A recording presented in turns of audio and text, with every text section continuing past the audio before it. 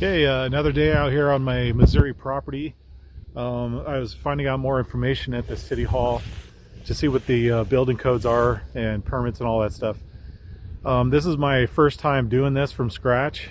I did my little tiny house in Iowa, but I'd never really started from scratch like this, where it's going to be a little more extensive, a bigger tiny house type of thing.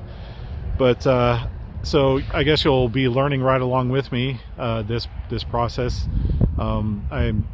It's out of the box for me, so there's a part of me that's like nervous, but also very excited because this is what they said. They said there's no inspector. Basically, you just get a permit. They don't have any necessarily any requirements for tiny houses or anything like that, so those are permitted. I think there's only one thing, that you just need utility hookup for water, and that's it.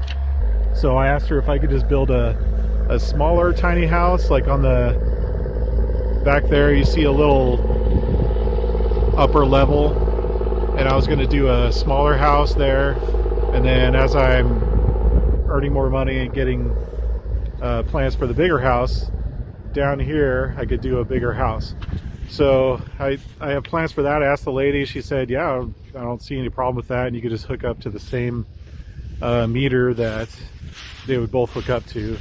Let's see, I think this is the meter here.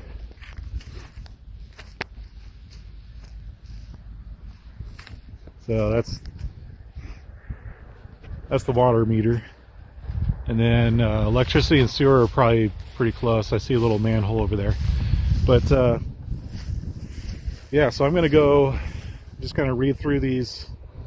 This is not a building code, but it's an application for a building permit. And but those are all just amazing. It's amazing news to me.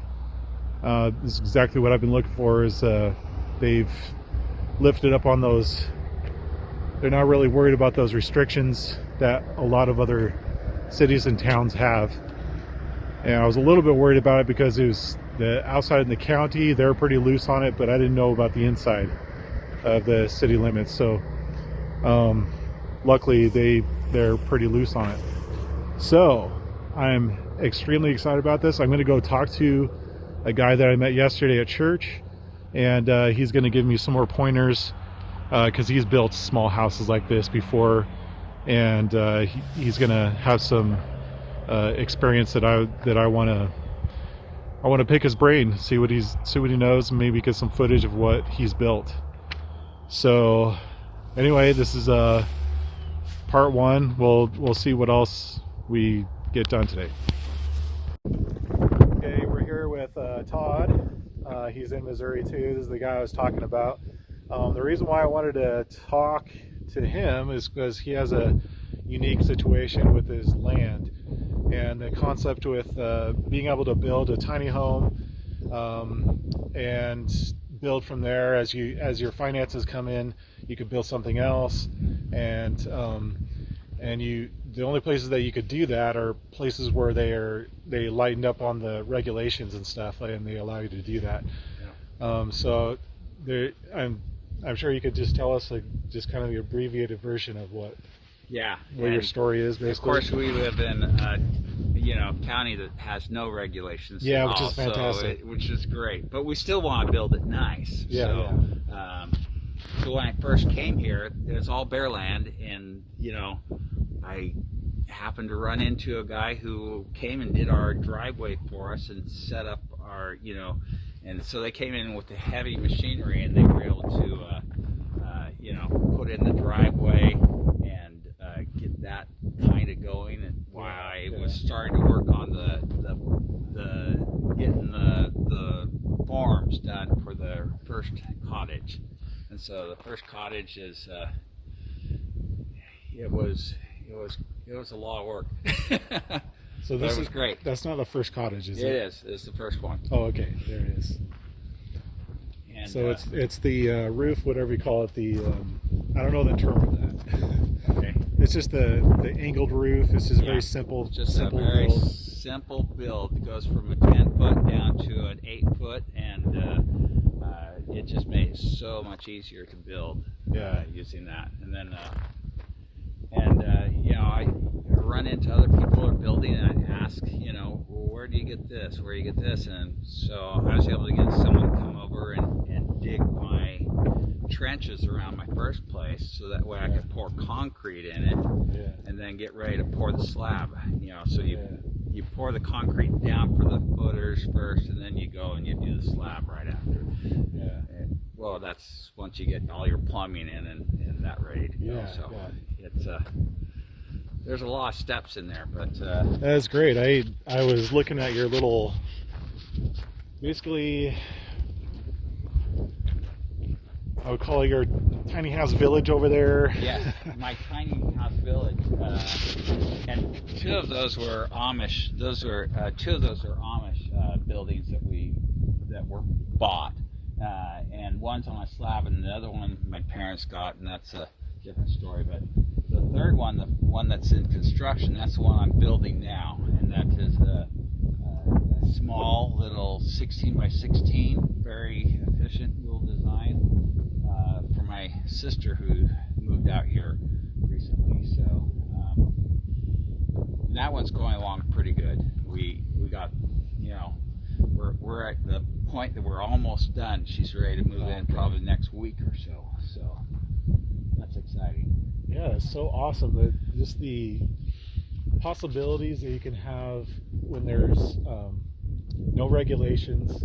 You could still make it quality, sanitary, safe, and everything.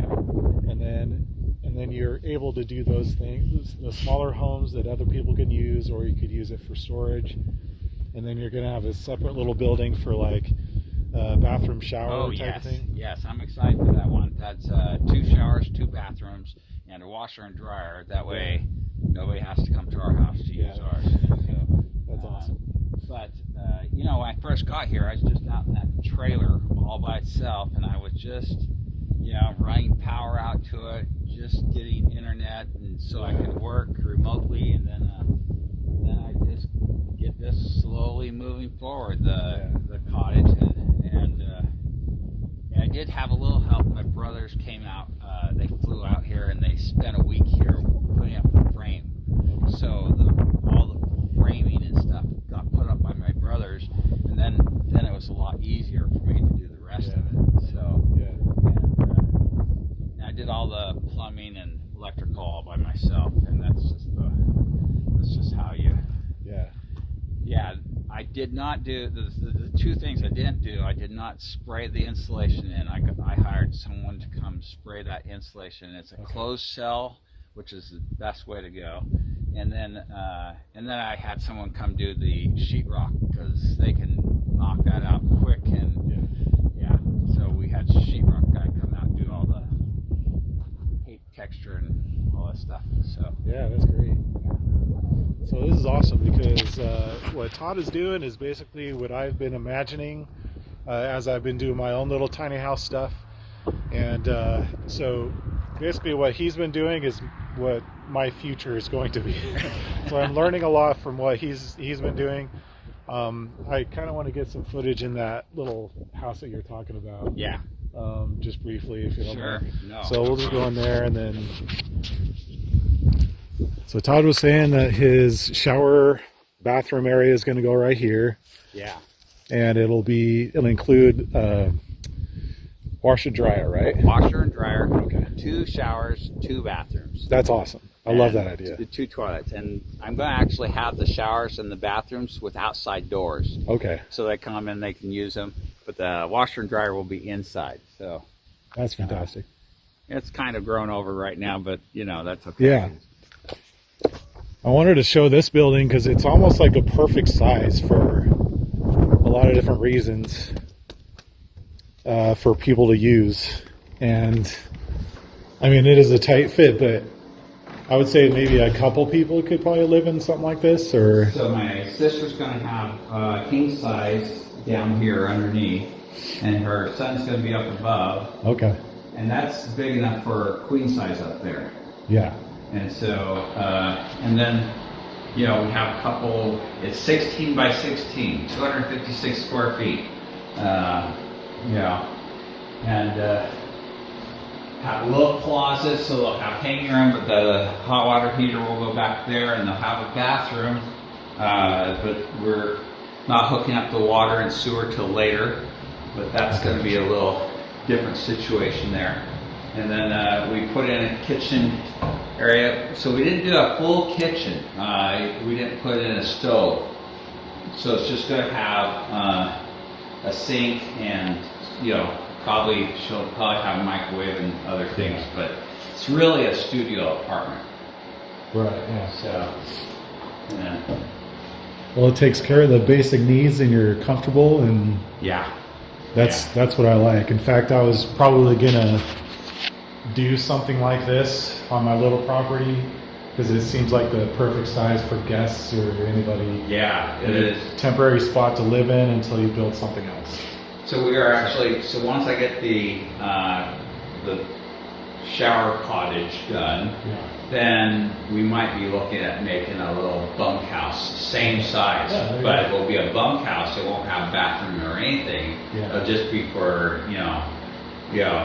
family comes, there's the bunkhouse, There and it you is. can go use the shower cottage, There you go. and we're good. That's awesome. I love that idea. Multi-purpose. Yeah. Okay, yeah, that was pretty much what I was trying to get, and this gives a good kind of overview picture of what I want to do in the future. And Yeah.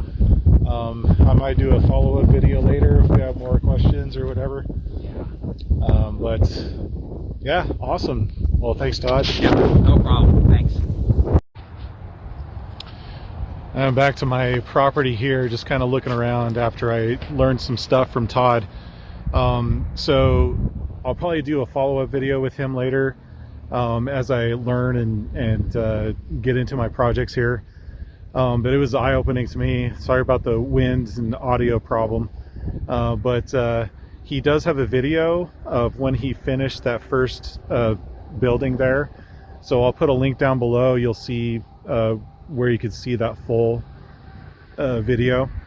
And just the possibilities. I mean, if you just do enough research, you can find places that don't have a lot of regulations, especially if you have just word of mouth and getting to know people that may divide land for you, and or family members or something like that. I know not everybody has that resource in their life, which is this is why we're talking about it, so we can figure out more ideas on how we can do this type of thing with whatever resources we do have. But I do like learning about it as much as I possibly can, and trying to figure out just what the possibilities are, so that we can get out of whatever rut that we're in and thriving. I mean, it's just as simple as that. From what Todd has on his property, it is very simple to solve a lot of the housing crisis that people are in, and have a place to go, either temporarily get back on their feet or whatever.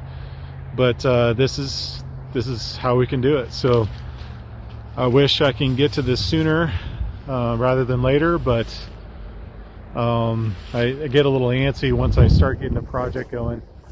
I want to start sooner than I can. But anyway, stay tuned, where I'm going to try to keep cranking out these videos.